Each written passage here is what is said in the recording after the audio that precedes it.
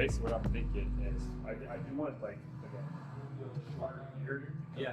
Just keep it. Do you want to let all this part grow back though? Like behind the ear? So I want to keep it longer in the back, if that makes sense. Like again, like I'm not thinking like not a mullet, but like. So the way, I don't know if you can see this. Yeah. So right now it's like a burst fade, right? Yeah, right. And it comes down to it in the back. Right. So if you were to do a true taper, it would only be on the sides and the back, right? Right. But this would still be there. All this has to grow back until you dye it in and blend in a little bit better. Right. No, for sure. The taper's just right here. Right. Not this, just this area. Right, correct. And then you taper that unless you want to leave this. I kind of want to keep it, I kind of want to keep it longer in the back. So, right, I don't think it would be a true taper by any means. What I'm thinking almost is trim down the sides here a little bit, right? So it's only going to be right here, though, like right in the temple. Right, so just like you just disregard the taper itself. Like, you take this down, maybe like a little fade or something. Mm-hmm. And then the only thing I'm thinking is just my hair has gotten so thick because it's so much thick cutting the top and the sides. Take down some on the top, take some, like thin this out on the side and keep it longer. That makes sense? Mm-hmm. Still trim it down some a little bit higher up. And then I guess this would maybe like a low fade or something on the side. Does that make sense? You want to keep all this longer, right? I do, yeah. Maybe even down here? Yeah, but maybe even like the bulk it a little bit, if that makes sense. Okay. You're getting a re-dye, you said, right? I am, yeah. Okay. What do you think? Well, it depends what you want to do. So, you like this length right here, right? I do, yeah. So the taper is just going to be like right in this area. Okay. And then this is still going to look the same. We're just going to clean this and not do anything with it. That will taper. That works, yes. Let's give it a whirl. Welcome back, everybody. We're going to be doing a taper on only the sideburn area as the client wants to grow the sides back out behind the ear and leave the back. We're going to start off setting in our bald line, curving the shape right at the top of the ear. Now we're going to be debulking with our 1.5 guard. Starting with the lever open, we'll be creating our top guideline. I'm also going to be slowly closing the lever until it's fully closed, and then I'll go on to the next guard.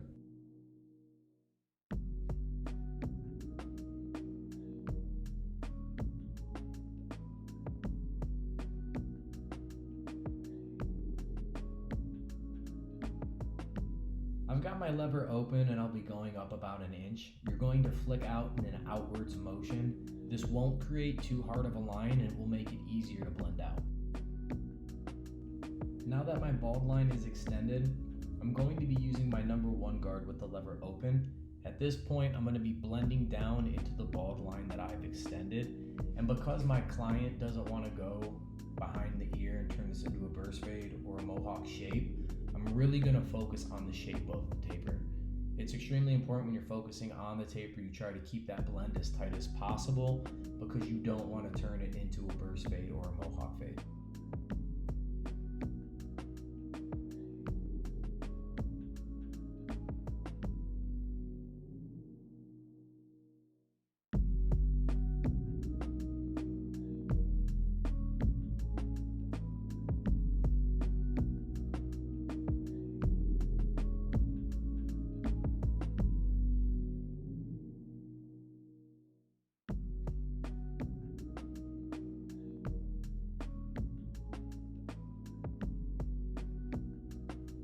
After the number 1 guard, I'm moving on to my 0 guard. It's also known as your half guard or the 0.5. I use Stylecraft guards and the half guard is called a 0 with their system.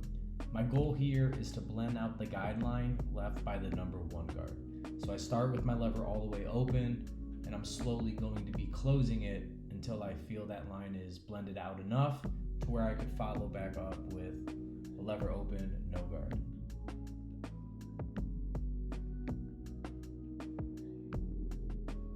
Once that's done, I'm going to switch over to my other JRL clipper. It's got a fade blade on it. The reason I do this is because the fade blade is straight. It's not curved or contoured like a taper blade, and it benefits vertical blending motions by going up and down. I also try not to flick out when I'm using my JRL with the fade blade. I just want the blade to do its job. I found that it's extremely helpful when I'm getting a tight blend, and it helps me get finer blends, and it's going to allow you to have more precise detail work so you can get that smooth, buttery blend. If you don't have one, definitely try one out. I know you can get just any standard fade blade, but the one that I've got, it's made by Stylecraft, and I believe it's fusion blade. It's like a fade blade. It's got grooves in it, but it's a hybrid. It's a cross between a taper and a fade blade. Works extremely well, and I use it for every single haircut whenever I'm balding out. Now I'm just doing some detail work to refine my blend and make sure I'm getting all the dark spots. Don't be that barber that just finishes. Take the time to go back, detail your work within your time frame of that client's service. Customers pay attention to this, and they'll actually compliment you if you do this. So don't just stop. Don't not detail your work. Go above and beyond for your clients and make sure that you give them a reason to come back. They'll truly appreciate this.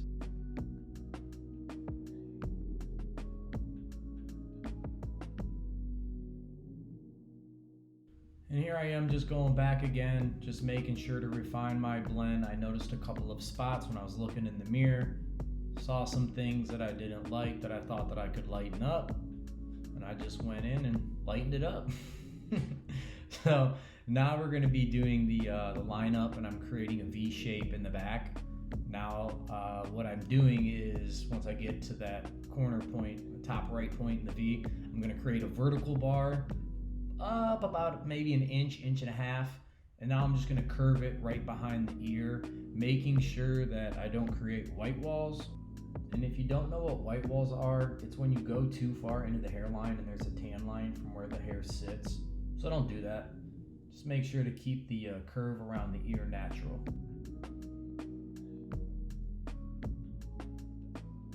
Now once I'm done lining up this side of the head, I'm going to jump over to the other side. I'm going to speed it up a little bit. You don't got to listen to my voice. You don't got to be bored. So we're just going to let the work speak for itself.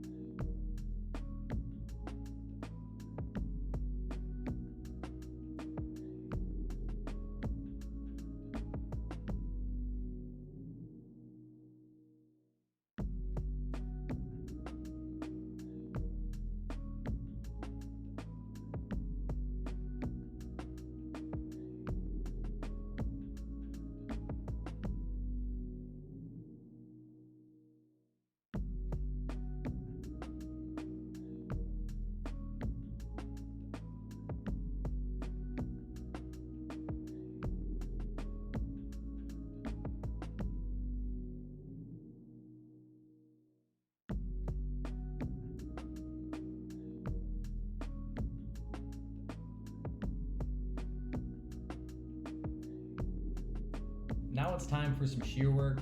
First thing I'm going to do is create a horseshoe section on the top of the head. I'm using the crown and cowlick as my starting point. Then I'm going to find where the hair breaks, and I'll be splitting that with my comb and making a line from the center of the cowlick to the corner of the recession point. Now I'm going to create 1-inch sections, and I'm going to start at the top of the parietal ridge. I'm using a 45-degree angle. Basically, I'm just cutting diagonally down from the top of the parietal ridge all the way down to the nape.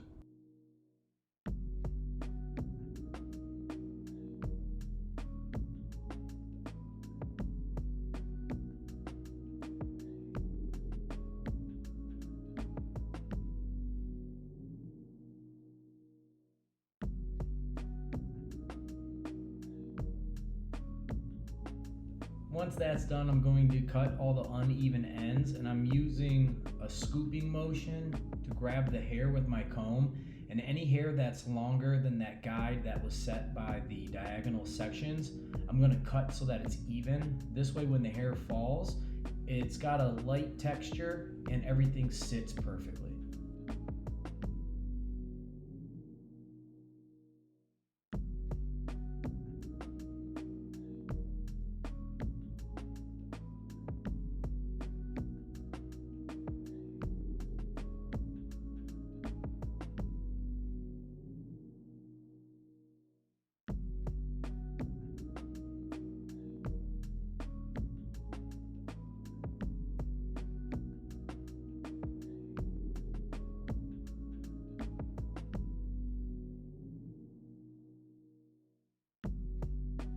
Now when I'm on the other side of the head, his hair growth is a little bit different. It starts with a vertical growing motion from the recession point to the crown on that side of the parietal ridge. So I'm just going to be cutting 1-inch vertical sections, and same thing with the other ways that I was doing. Any hair that's longer or uneven, I'm just going to cut to even right where that guideline is that we set from the taper, and I'm going to use that as my base guideline and follow my way down his head. In here, I'm just changing my cutting angle. I'm going from vertical sections to diagonal sections. I'm just gonna add some texture to the haircut so that it's not so blunt. This way, when we put the product in, it's got a nice style to it. And the same thing as before, I'm just cutting the uneven ends. I'm just gonna cut the uneven hair by using my comb to grab the hair with the scooping motion. Any hair that's longer, I'm just gonna cut with my shear so that everything's even and sits flush.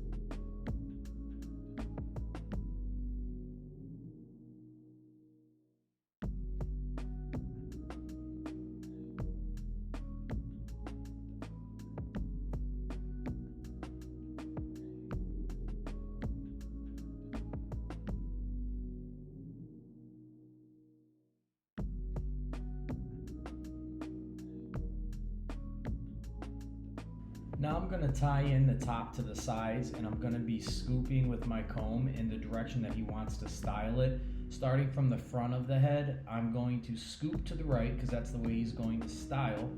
And anything that's uneven, I'm just gonna cut in a vertical motion. This way that when that top is styled over, it sits flush and everything's smooth and blended together. I started over on the parietal ridge, and I'm just working my way to the center of the head. Once I'm done with this, I'm gonna turn him around, and I'm gonna start on the right side of the head, and I'm just gonna work my way all the way back.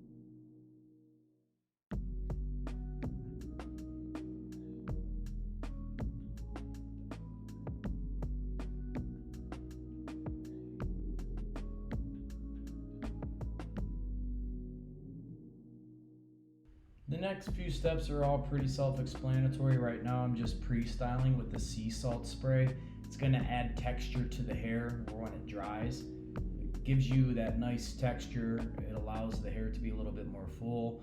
It gives it the effect of if you have ever gone into salt water and you come out and your hair feels dry and more full. It gives the same effect as that. Now that I'm done, what I'm going to be doing is blow drying everything into the style that he wants to wear. So I'm just blow drying it into that shape and And once I'm done blow drying it and it's dry, I'm going to be adding a clay, rubbing the product in, and I'm going to be using a style comb by Stylecraft. I use this for every single client's head that I style. I love the way that it looks. You got to pick one up. And here's the final look, y'all. Let me know what you think. We left the back as is. We just V'd it out, did a taper on the sides, and we styled the top. If this is something that helps you and you like it, make sure to save it. Leave a comment. I'll answer to it, help you guys out. But that's the cut, y'all. I'm going to be uploading more and more. So make sure to stay tuned. And those are all my socials. Thanks for watching.